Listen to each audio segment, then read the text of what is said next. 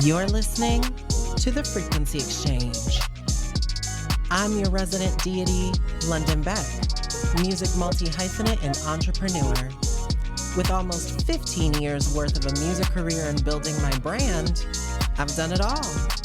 Released several music projects, performed at some noteworthy venues, and even have an award under my belt along with my private production house, Renovere Recording.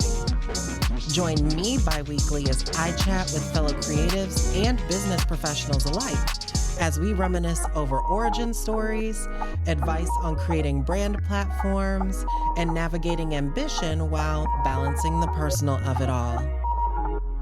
Drop the needle, let's spin it.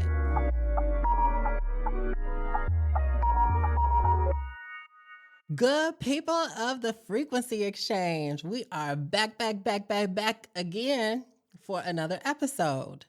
Today's guest is a co-founder of Amplify Washtenaw. We have mentioned it quite a few episodes, so now we get a little bit of context as to this super secret squirrel society we have been mentioning. She has experience. She also has a wealth of experience in corporate America. She has been, and I believe still is, the e-commerce manager at Leon Speakers. They are a global company that makes very cool, very unique speakers for all different types of things. They've even done speakers for one of the NFL sports team headquarters. She's also done graphic design work. She's worked tons of just different jobs all over the place. If there is a jack of all trades that is actually good at all of the things, she's the person with the plan. So I want y'all to give it up for Miss Maia Evans. Hey, happy to be here. Yes. Absolutely. I think this is long overdue. So, yes.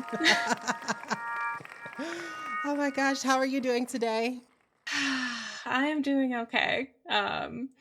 I mean, we checked in with a lot of our things and kind of our preamble, but it's always good to have our conversations where we do about 20 minutes worth of work and like an hour worth of catching up. Absolutely. And complaining about the world. Look, it's on fire. So I definitely wanted to have you on the series. Of course, you know that I love you. I always love speaking with you and just talking about a whole bunch of different things, no matter what it is. But I also wanted to bring you on because you have like I had mentioned earlier, you just have such a variety of just different lives that you have lived. And I wanted to talk about just all of the things. You are a musician. You have been in rooms with upper leadership. You've been able to be leadership, with other opportunities. You've been able to make decisions. You've been able to put on like very gigantic events and productions. And there's so much that you have done. And as I was saying earlier before we started, like, there's a lot of conversations that you and I have that I'm sure, like, if we were able to catch it on record, there's just such a wealth of knowledge that you would be able to offer the masses. So thank you in advance. Yeah, absolutely. So I want you to talk a little bit about your experience just in general, and then we'll get into the nitty gritty. You've done so many things, so I just want you to talk a little bit just about your professional trajectory, and we'll go from there. Absolutely. Yeah, so my sister introduced me to a term not too long ago of like a portfolio career, in terms and she's like, I feel like that's sort of yours, like kind of not quite gig economy, not quite like job hopping, but I do have wide interests in a lot of things. And I feel like just with some of the kind of entry level jobs or whatever that I've fallen into, that it's just afforded me a lot of opportunities to do a lot of different things. And I think it keeps it interesting. Um, and, after kind of 2020, 2021, I've always sort of had like the side gig going of having a full-time job, having a second, third, fourth job. But I think what I was finding is I was much happier having that diversity rather than trying to focus on being full-time anywhere. So that's kind of where I'm at right now, where I have like 5 different things going on at the same time. And it's that piece of having diversified income as well as just like the novelty of different projects going on. So, where my focus is at right now is mostly live event production. I've been working in terms of event production and getting more into the hospitality space with weddings over the past year. So I've been doing some operations work at wedding venues, doing some systems work to train staff and kind of keep things running smoothly. Um, and it's something that I really love. And the in terms of like doing live event production too, a lot of the work is seasonal. So like you know, weddings are very concentrated at different times of the year. I also work with Ann Arbor Summer Fest in the early summer and basically all of June. And I love doing that type of work of working with music festivals or I used to do work with Theater Bazaar as well. So it's just like having that has been a really good way to kind of keep me busy as well as like widen my skill set. Um, and I come from a tech background, so my early career, I was in an agency setting doing technical project management for software companies. So that was a lot of learning and a lot of being kind of trial by fire, Mm-hmm. especially in a very like male dominated industry.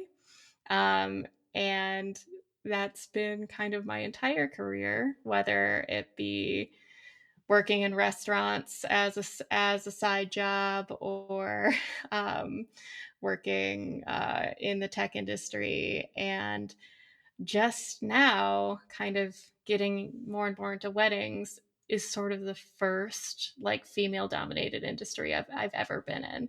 So that's also been quite a journey for me. Of course. I wanted to go back to what you said. And of course, I did a little giggle, but that's very real in terms of the term that your sister came up with, like portfolio career. Like, that's the name of the game, especially in 2025. And I feel like that's, I mean, of course, we are in this environment where we have to be as diverse as possible in order to survive. But I also think beyond survival, the other added value is that we have realized that when you stay in one spot, your growth is very limited. It can be very limiting to throw all of your energy into one area. And when you are able to have multiple different opportunities or side hustles or and be able to like really diversify what you're putting your time into, I feel like that's where you get the most value, whether it's diversifying the things that you were creating, which I guess is very much my path because I don't ever fucking sleep and I always come up with these Yeah. crazy ideas and then I'm like, la, la, la, la, I'm gonna try it out. Yeah. Or if you're diversifying yourself even with somebody else's dream, because if it's somebody else's dream, chances are it's already like pretty established or established enough for like you really to get the gold out of that experience. Yeah, I love people with a clear vision. Like that's I don't know if you or the listeners are familiar with EOS, which is like they call it an enterprise operating system, right? Mm-hmm. But they essentially break it up into like there's visionaries and then there's implementers. And I would go a step further. I'm not that familiar with it to say that there's also like producers. So there's people who are really, really good at producing and doing their thing and like sitting and staying in that seat. And I feel like I go back and forth between like really wanting to dig in and implement things. And I love taking that back seat every once in a while and just like helping people kind of bring their vision into it.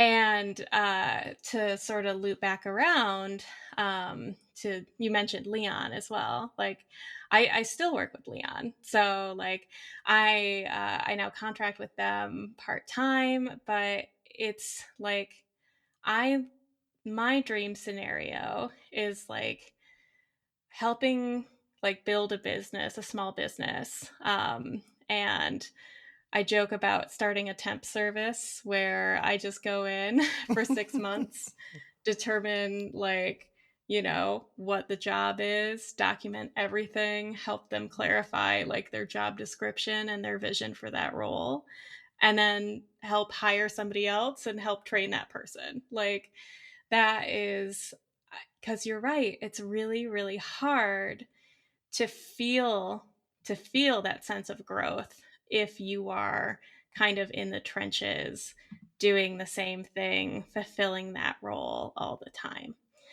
And so I love working with small businesses. Like that's one of my favorite places to be. um, that being said, they don't really have the capacity most of the time to have a growth path for people. Yeah. They kind of just need people to fulfill a role. They sometimes kind of depend on high turnover. So, as much as I've given like consultant shit in the past, I find myself more and more stepping into that kind of role of, you know, digging in, seeing what the problems are, attempting to fix them, and kind of like retaining that relationship, but kind of kissing it goodbye and being like, hey, we've done kind of what we set out to do.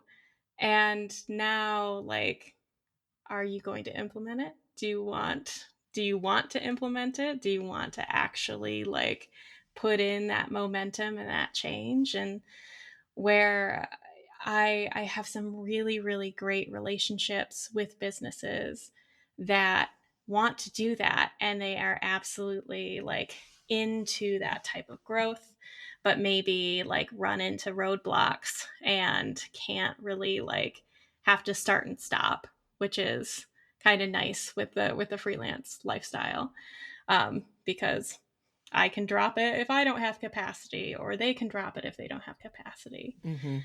And, but I also work with businesses, and that can be something where I tend to move on, is they are really kind of stuck in what they're doing, and they they may say that they want change, but they want it to be completely their own idea. They don't want fresh perspectives.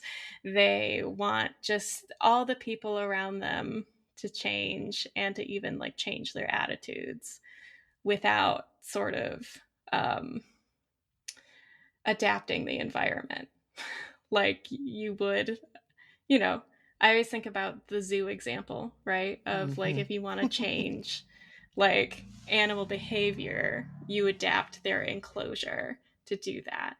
And then it's kind of like the last step to actually like work with that animal, or work with, um,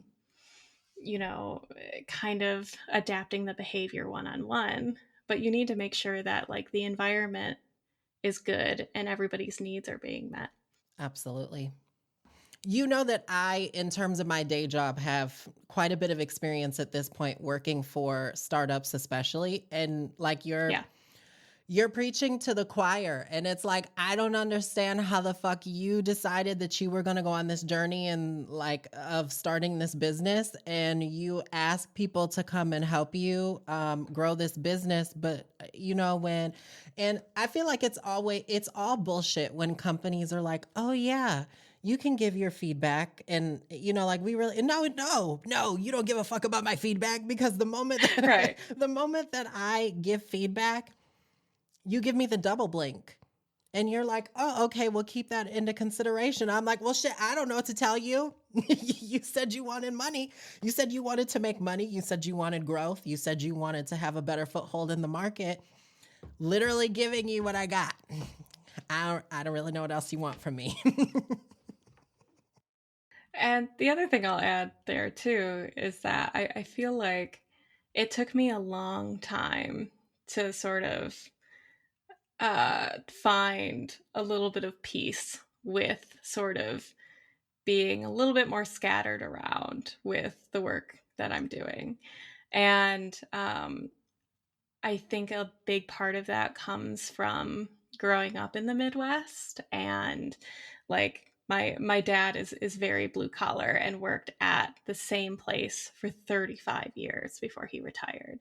And like and my mom did multiple stints at companies like 5, 7, 12 years, you know, and that's kind of, I feel like, what my generation grew up with, and sort of what I think the expectations kind of put on us was. And sometimes I joke with my friends too. It's just like I would love to find my kind of like career forever home, and sort of define a little bit more what that looks like and everything like that.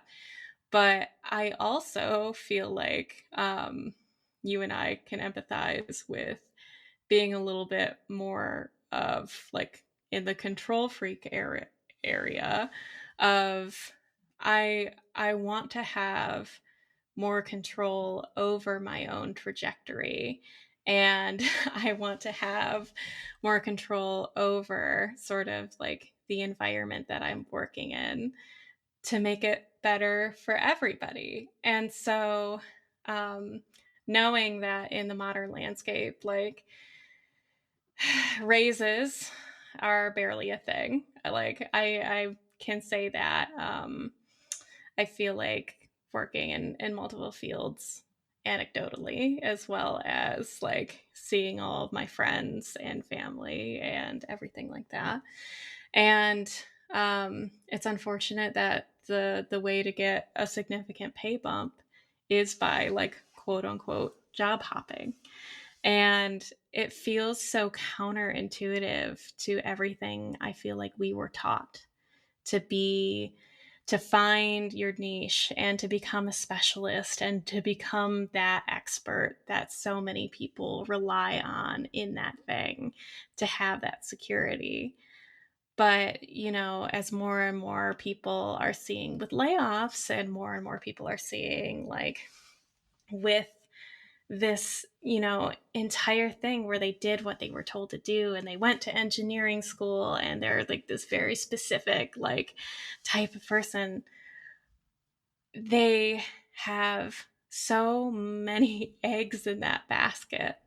And I'm not saying it's wrong, like very much so. I wanted to be that type of person forever. Like, and that was one of the things that I think um, it took me a long time to kind of make peace with. That is, I wanted to be that expert in one field, but I also just have interests in so many fields that it's hard to kind of keep that focus or feel like it's the right investment to invest in all the learning that it takes to become an expert in that, especially starting off in the tech industry, to where things are changing by the day, by the month, And you never know when kind of the industry moves on from certain things. So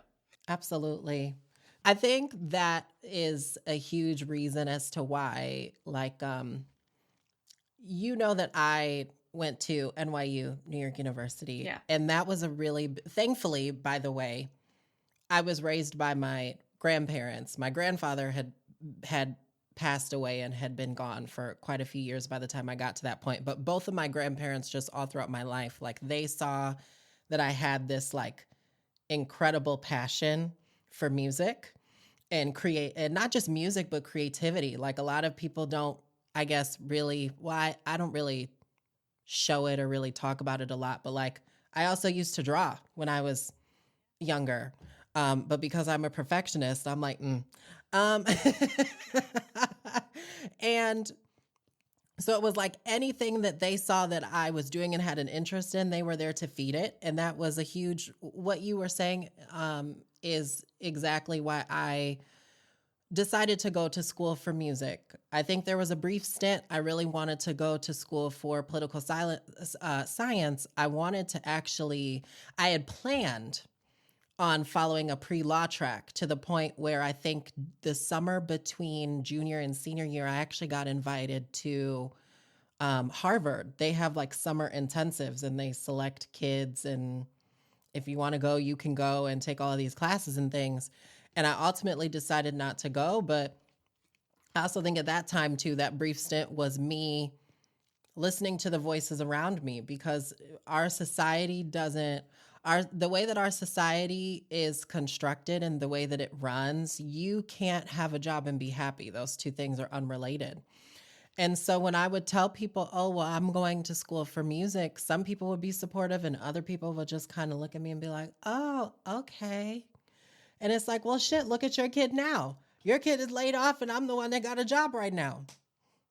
So how did that work out? And I'm in a position to where, yes, being a musician and being a creative work isn't always guaranteed, but like if I need to make a few extra $100, like I could most likely find an opportunity in a couple of months to make a couple, like a few $100s and be good.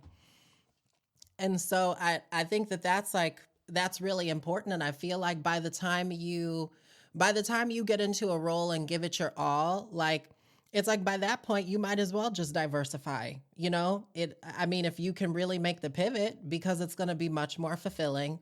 I was while you were speaking, I was kind of thinking of Mary Poppins, and what's that other movie that came out, Nanny McPhee, where it's like they yeah, both pop in and they help the bad face kids. inspo. Yes. They both pop in and they, help I guess not so much in Mary Poppins, but in Nanny McPhee's case, they help the bad kids be good. Or Mary Poppins basically like enhanced this family's life because I think the kids were kind of sad, right? Yeah. And then by the time they both make the kids' lives or the family's lives better, then they leave. And I feel like I mean, as crazy as that analogy is, like that's really the move. And I will definitely say I admire you a lot for what you have been able to do career wise. Especially being able to share like the creative aspect and be in and share moments in the creative industry with you. That's definitely, I think, where I aspire to be and what I am slowly trying to figure out how to get to. Because I mean, at the end of the day, like it's so much more fulfilling. You get so much more out of it. And before you get too committed, because there is a point where it's like you're giving something your energy, like you really start to care more, maybe even more than you should. It allows you to Yes. kind of take a deep breath and pivot. And that's honestly one of the things that drives me to diversify is I get sometimes too invested in what I am trying to do. And I that is not always wanted or merited. And so I need to sort of make that assessment and work with whoever I'm working with to make that assessment to see, you know, what kind of the vibe is in that situation. And the the thing that I sort of what you were talking about of just being kind of like a lifelong creative, that has definitely been my experience as well. Like I was drawing up like floor plans for houses and venues at like 6 years old. And that's kind of always been like one of my anchors in my life, is like a kind of quest for creative space, not just for myself, but for like other people, and just like making a space that can feel very like collaborative and sort of mirror some of the experiences that I've had. And so, like, growing up, I did a lot of visual arts, and that was kind of like my thing of little baby like graphic designer of like doing like the posters for the school plays and everything like that. And I did photography, and like I was looking at going to art school originally, but I wanted to also focus on like on architecture. Like that was one of my like big items that I wanted to go into as well, of just kind of evaluating how people live and how we can improve that.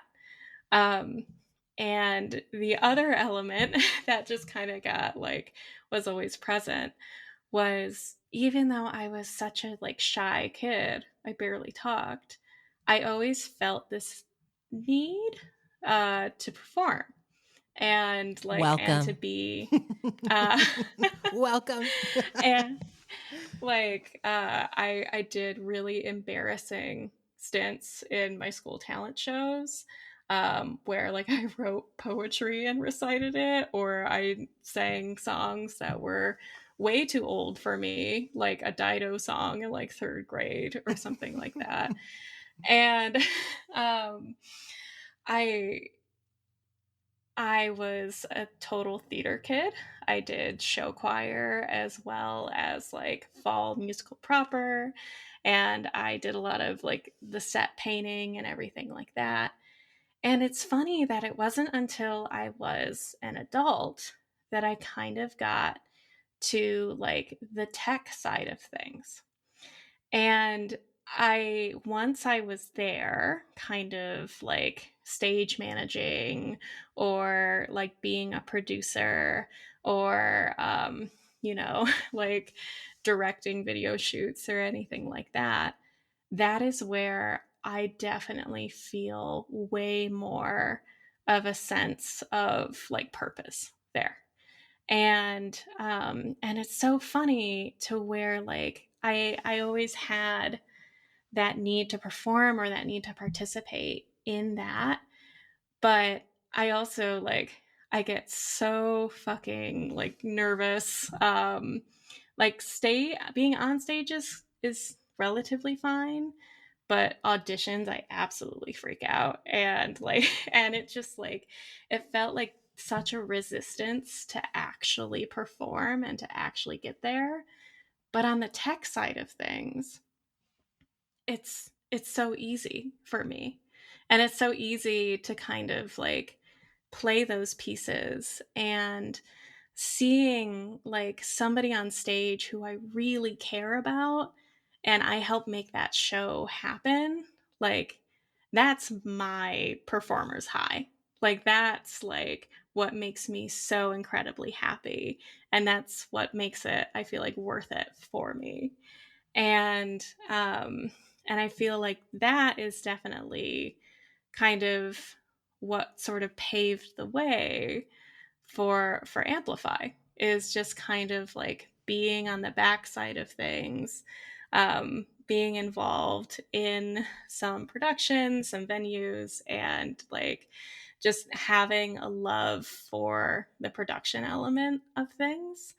And I always tell people, when you talk about music production, they assume you. They Mm-hmm. assume like somebody who's like making beats or tweaking things or like actually building the tracks. And you know, and I clarify, I'm like, I'm more of a producer in terms of like people, places, and things. Like, what does this particular event or show or video shoot need to be successful? And how do people need to feel that day, coming up to that day, like everything like that? How do they need to feel to be successful in that?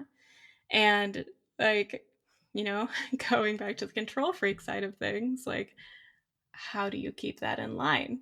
How do you like, how do you manage a staff around that to where they feel empowered and they don't feel micromanaged, but it's still going and is still like on time and is still like profitable and professional looking. And so like I love those pieces of things. And you know, as you're teasing like no longer releasing music as London Beck, I'm wondering if you're kind of also feeling some of that, to where it's so amazing to kind of be in the driver's seat with like collaborating with other creatives than it is to like completely put yourself alone out there and letting some other people have control over those types of things that you're doing. I will say that my journey over the past, I've had Renovere recording for a year and a half at this point. Um, I will definitely say that my journey has kind of had its own full circle moment, because I think when I made the move at the beginning of 2024 to launch Renovere recording, I had this vision of taking a back seat and really focusing on uplifting and building up others. But I will say that over the past year and a half, my vision for Renovere recording in my own career has just really, it's really evolved and then died and then been reborn again as something completely different than the latter or the former. And when I first started Renovere recording, like I was thinking, okay, like we'll just play the capitalist game. You know, I want to use this and like redefine what recording means, especially in this digital era and whatnot. And for those of you who have been following along, you know that I have been working with Lori and Janine. She's the pilot recipient of my sponsorship program, Renovere Rising. And through working with Lorian, and doing a couple of other things along the way, I realized that Renovere recording was really more so.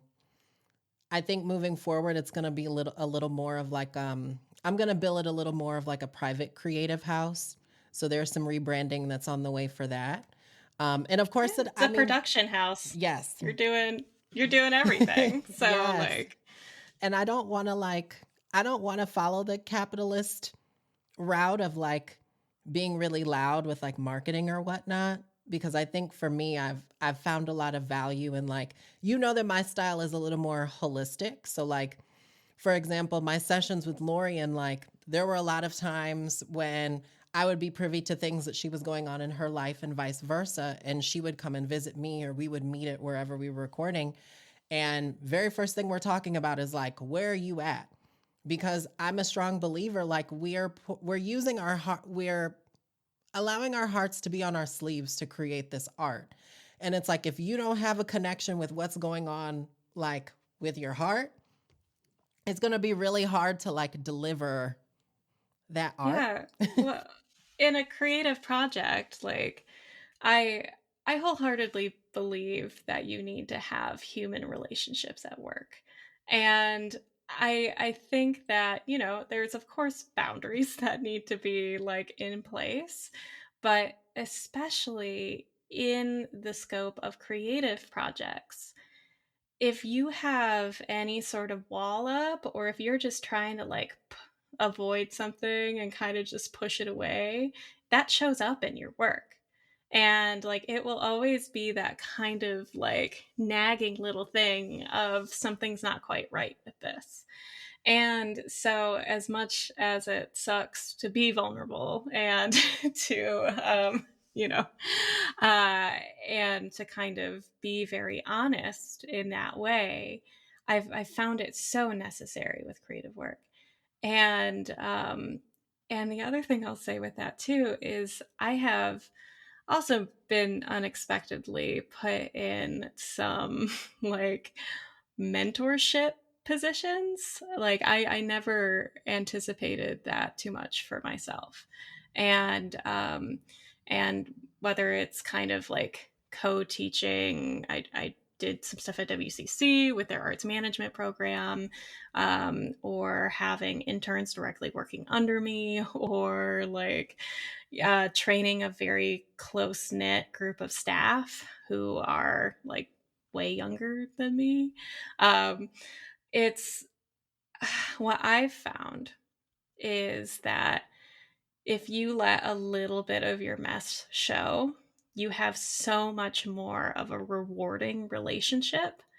And once again, you of course need to keep those professional boundaries up. But if people see you as a human and if you treat them as a human, like that is going to lead to so much better work anywhere. 100%. And like a lot of the work that I do is particularly like documenting a role and training for that role.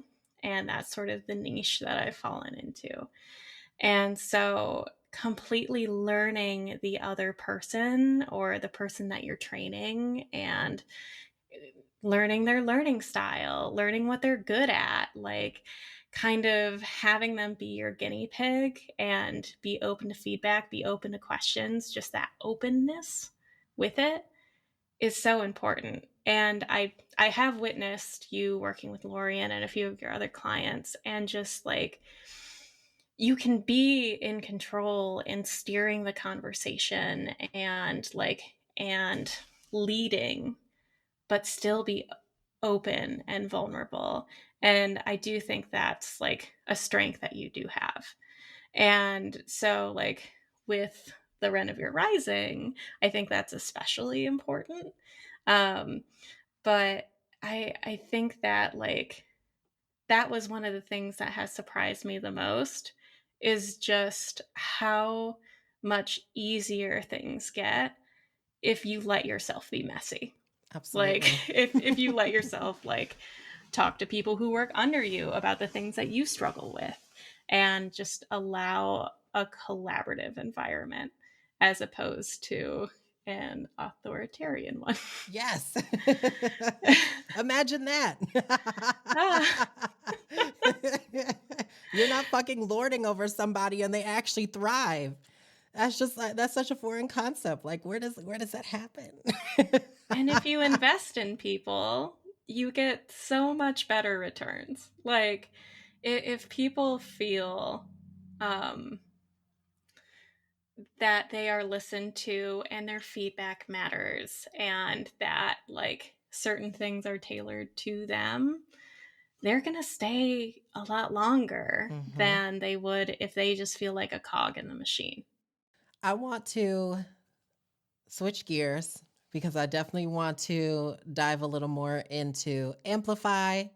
For those of y'all who have not been following the series, Amplify has come up quite a few times over the past few episodes.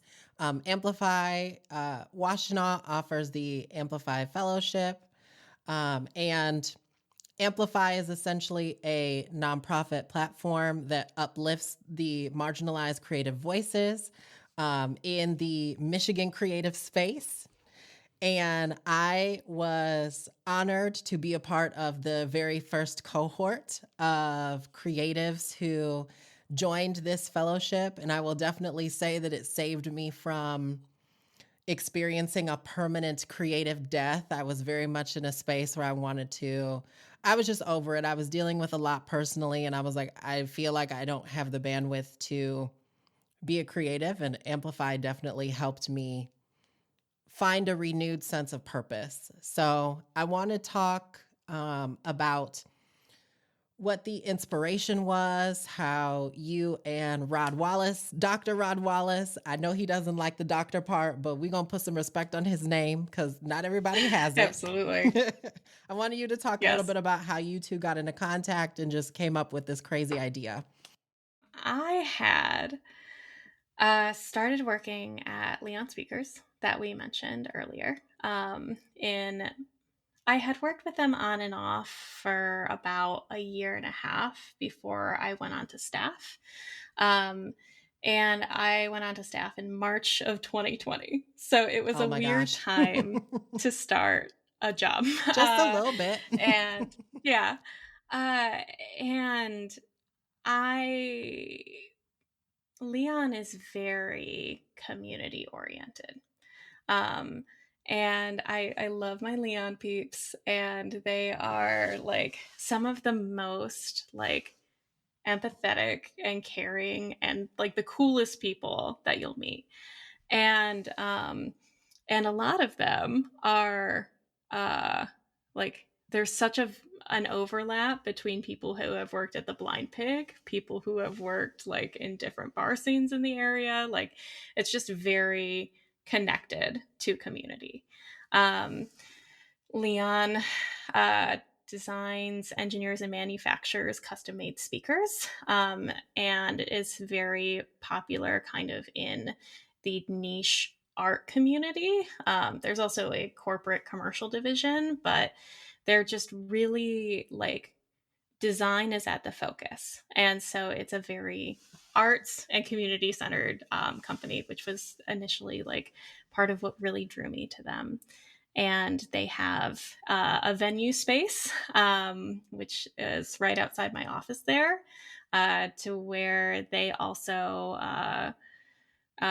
do the live recordings for Acoustic Cafe, Rob Reinhardt's nationally syndicated show.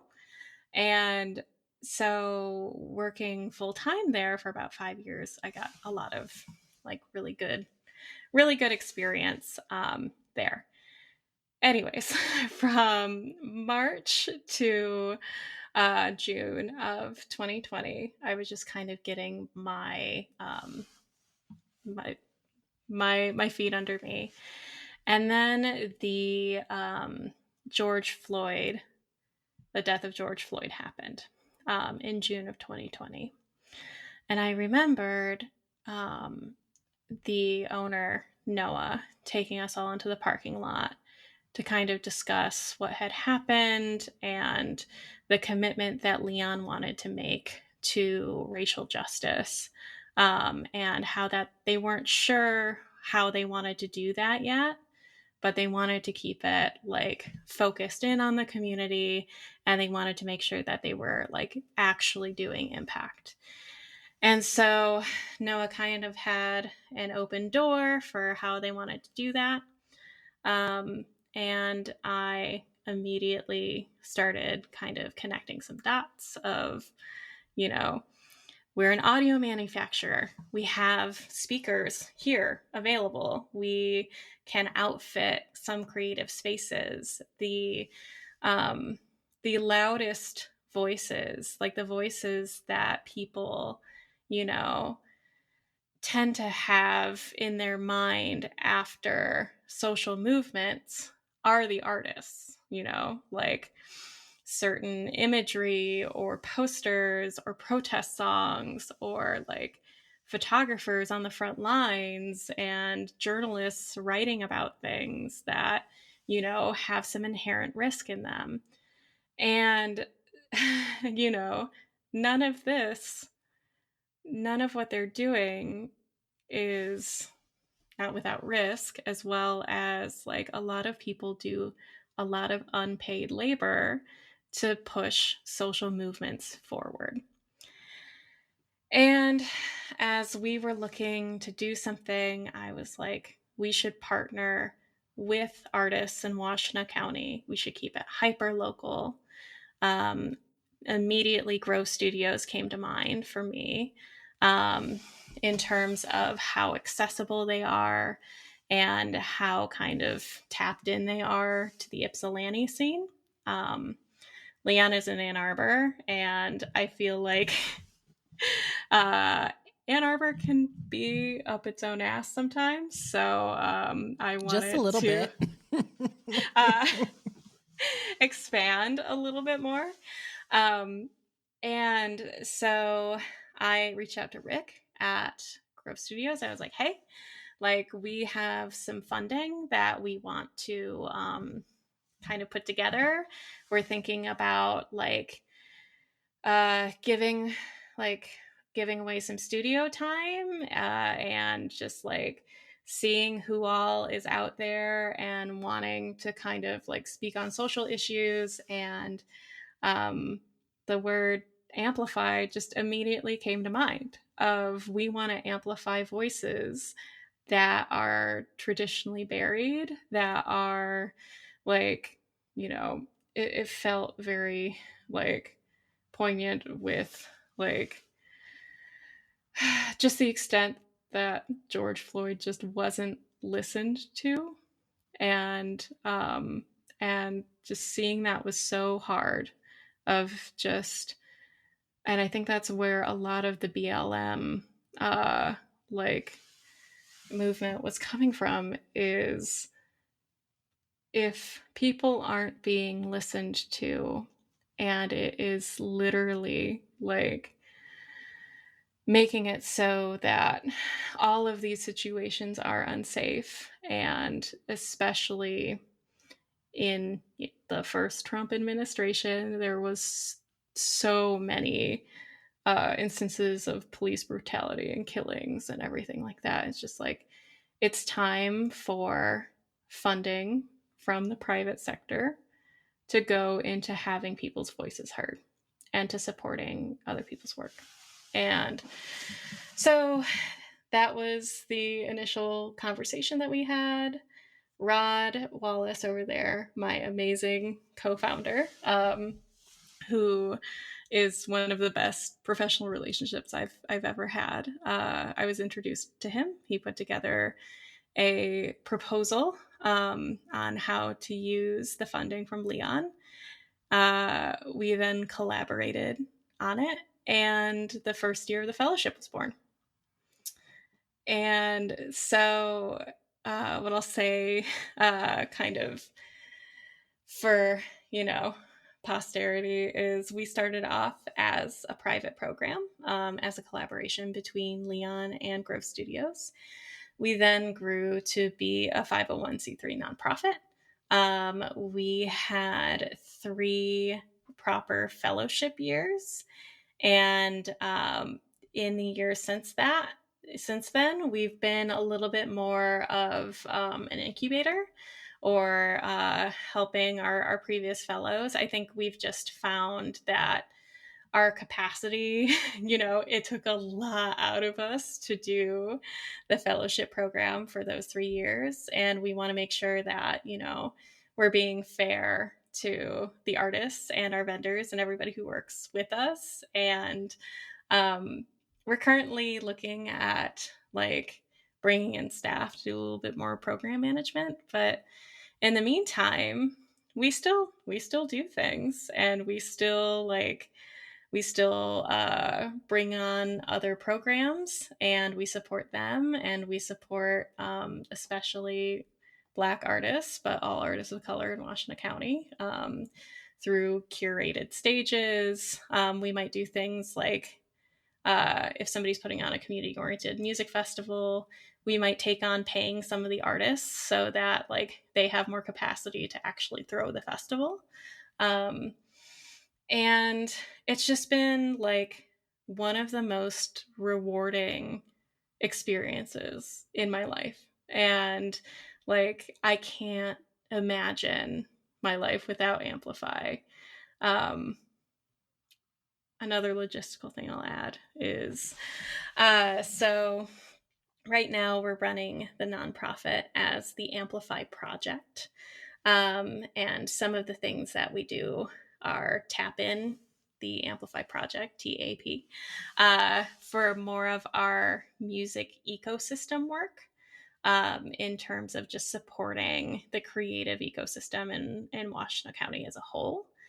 The fellowship program that we did in 2021 to 2023, we're not opposed to doing that again. We just want a little bit more funding and capacity to do that. We run as a program under the the Amplify project. And another thing that we'll talk about in a little bit too is we have the 7 series as a program that we collaborate with Antonio Cooper on. And we just want to support people who are out there already doing the work.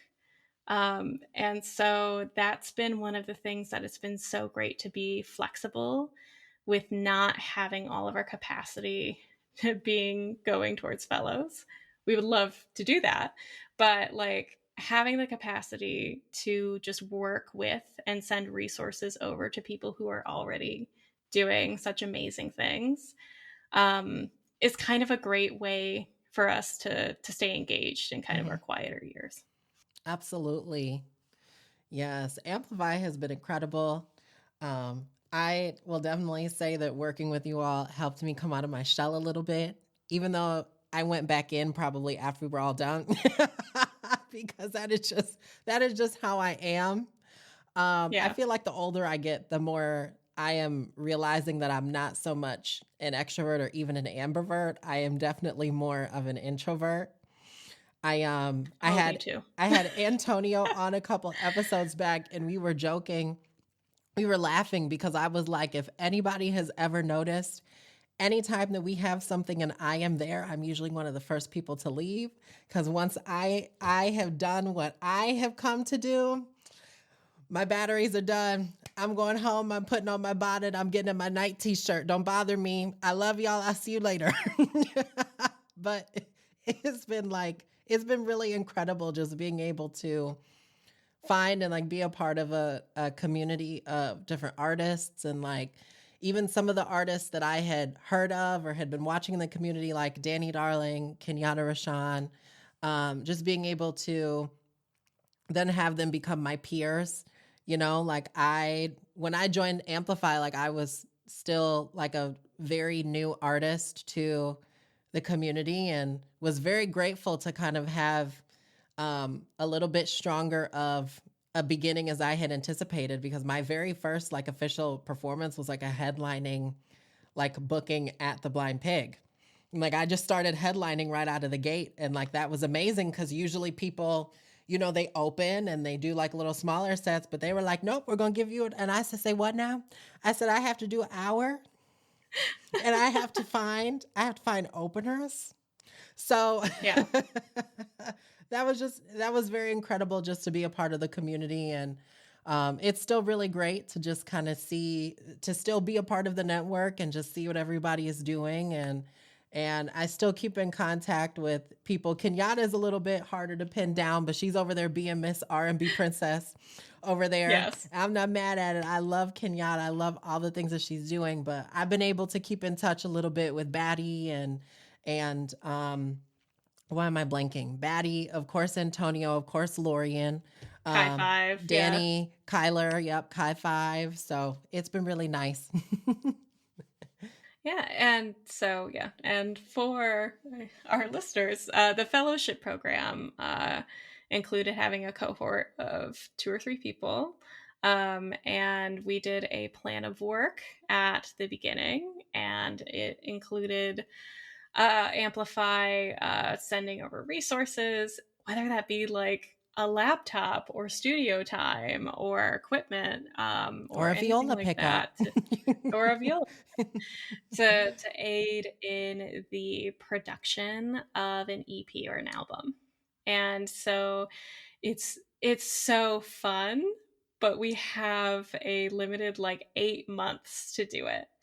And London and I were talking earlier about how when you do a lot of this stuff yourself, it's sometimes a lot better to give projects breathing room and to not be rushing so much to do all of those things. And while sometimes that, I think, where we were looking for artists when we did our selection process, uh, we look for artists who are engaged in the community, or have something really interesting to say. And we were most of the time like looking for kind of artists who are sort of well established and are doing everything themselves and could use a hand. And we were also looking for like artists that, are just right on the cusp of sort of like launching into the local scene. And we're also looking to build cohorts that are balanced in the way that they can help each other. So it's not a vacuum. We work as like Rod and I on the program and resourcing side, and the artists in our cohort like also like we essentially have like a family meeting like once a week or something like that, where we all talk about our own creative processes and what we're doing, and where we're struggling, and we have feedback cycles. And it's just like it's such an amazing experience to have like a creative cohort that you're checking in with. And I highly recommend that to anybody working on any sort of creative project, like even if it's not like money based or anything like that, but to just kind of have like an accountability check, as well as like somewhere to get feedback and somewhere to just talk about how it's hard to have a creative project going on and just exist and live and like have these deadlines that you're working against. So yeah, do you have anything to add about Absolutely. your experience? No, I mean, I could go on and on, but I do want to make sure that we take a little time and give some space to the 7 series, which we also talked about when we had Antonio on. For those of you, again, just joining us for this episode, the 7 series is a web series. There are 7 episodes, different artists. They each have a performance, and then they're interviewed by a local up and coming journalist as well. So I've had the wonderful pleasure to be the sound engineer for most of the episodes for season 1 and just about all of the episodes for season 2. I also had my own episode the first season as well, which was very fun. I always think about that because I did a song and then I ended up just basically knocking that song down and rebuilding it into something else. But it was fun. It's a time capsule. It is a time It's fine. capsule. I mean, you'll see that over and over and over again, though. Is that like artists, they're committed to a song, but not the final form of the song. Mhm. And I think that's so common to like go back and rework things. So I love that when we listened to early versions of Vengeance Be Mine, that some things are completely different. And like I know that that's what it takes. Like I feel like we're so focused on committing to things that we're not allowing ourselves to play with things sometimes. And I think playing with it is important. But yeah, the 7 series.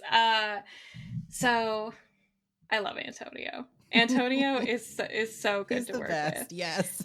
And and when I had some initial conversations with him, I think I'm forgetting how we met. Like I think I forget.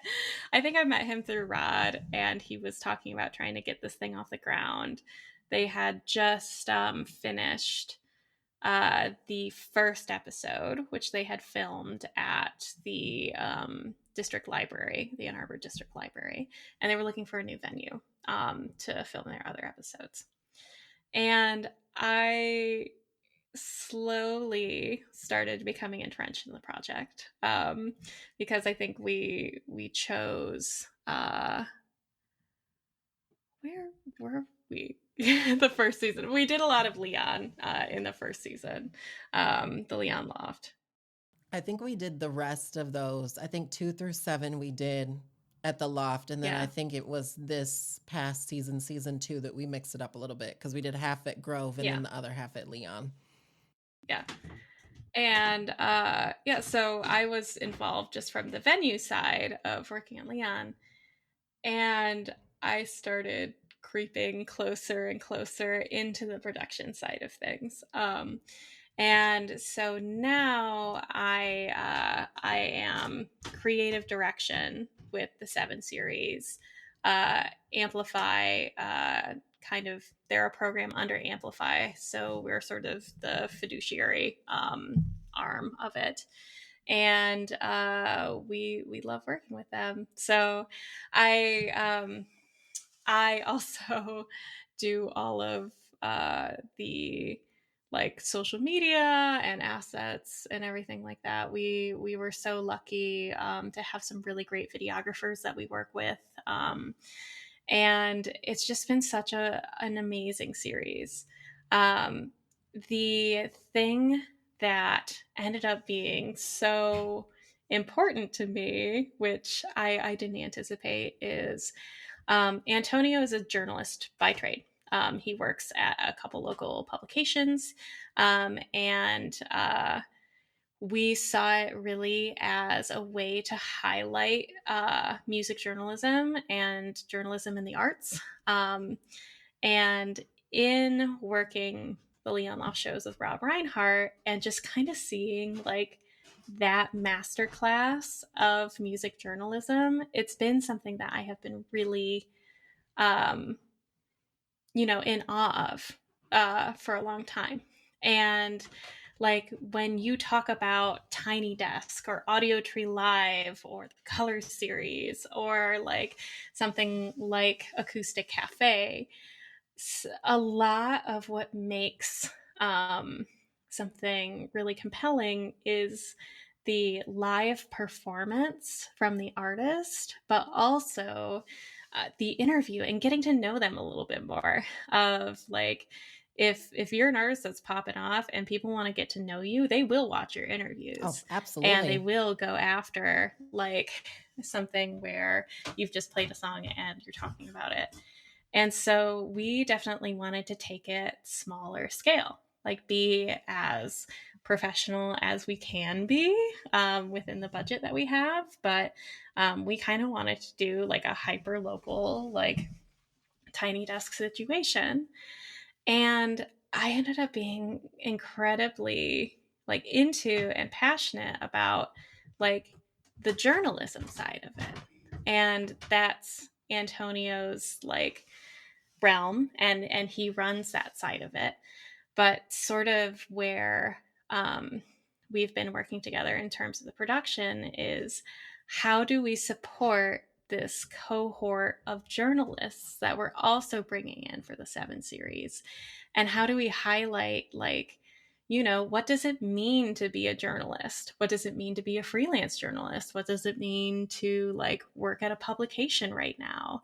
And how does the way that we talk about the arts in local publications versus like, you know, larger larger news outlets and publications, like how much weight is that being given in cultural conversation, and how much funding is there out there, and are journalists able to make a living? I know people talk about it being a dying industry, and I think that like the even though it is such a necessary part of documenting and archiving a cultural moment in history, of like kind of feeding information to the people that need it, it's so I want to be able to find the space where we talk about journalists as people and where we develop journalists as people,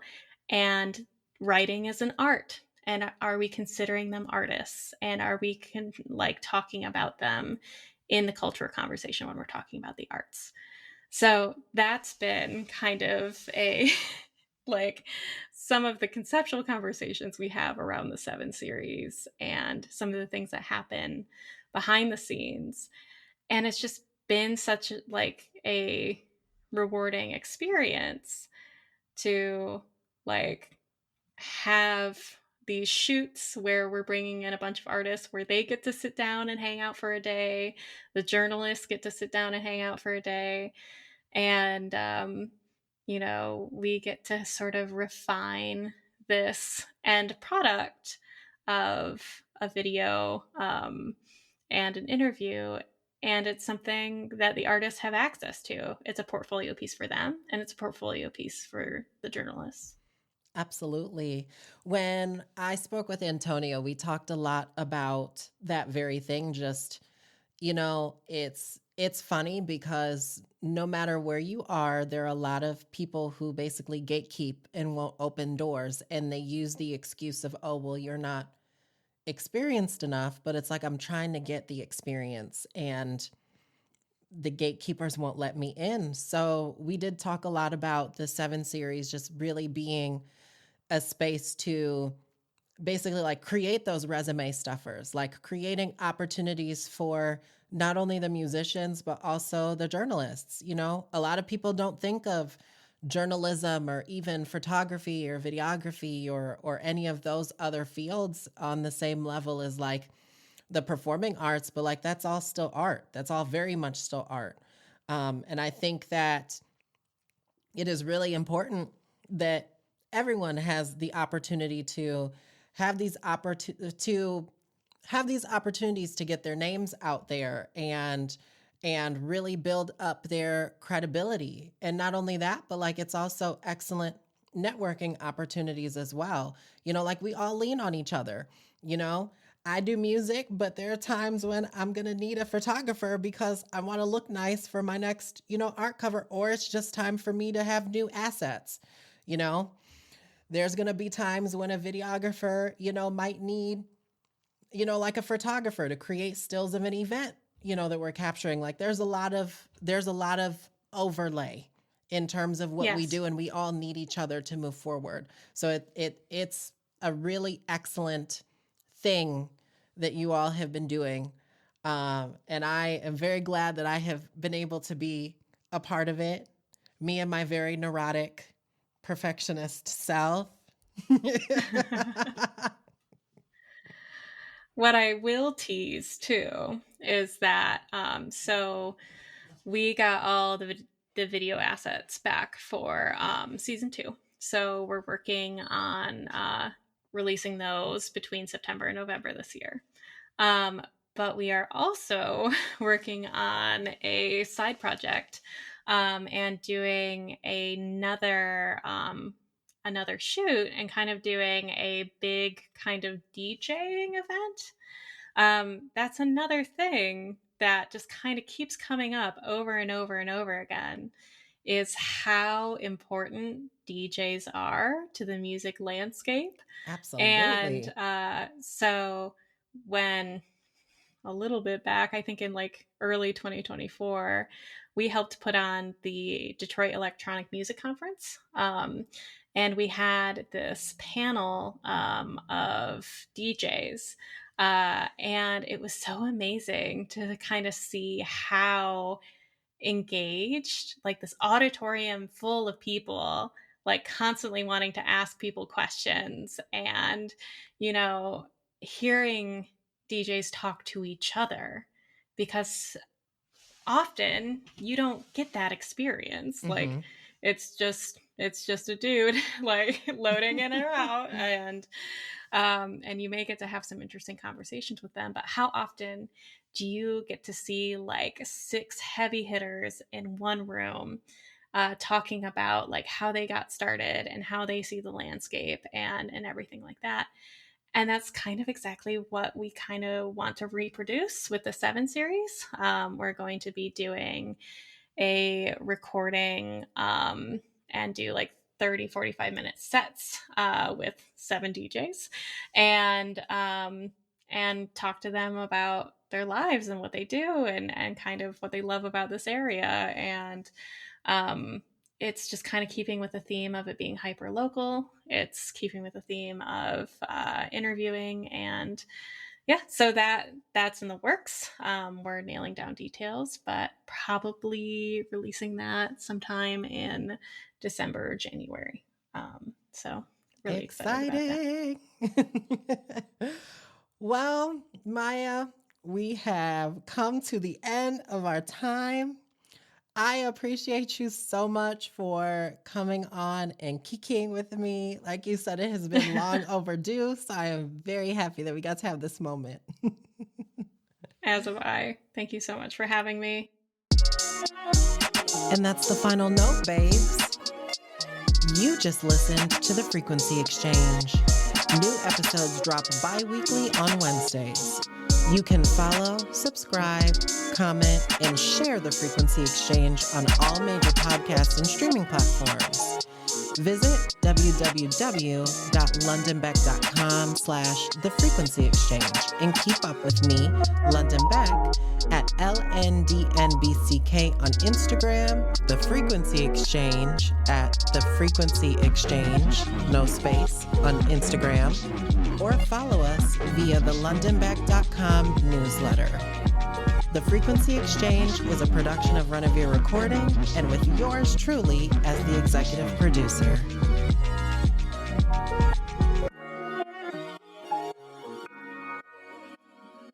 LNDNBCK, Renevere Recording.